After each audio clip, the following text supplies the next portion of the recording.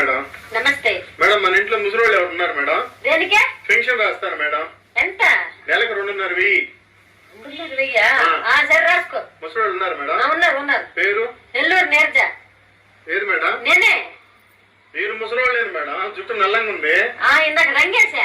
మొఖాన్ని ముడతలేవు. నిన్న పార్లర్ లో దించా. Body stiff గా ఉంది. అరే మొన్న జిమ్ లో జాయిన్ అయ్యానా. 55 ఏళ్ళు ఉండాలి మేడం. వచ్చాయి రాసుకో.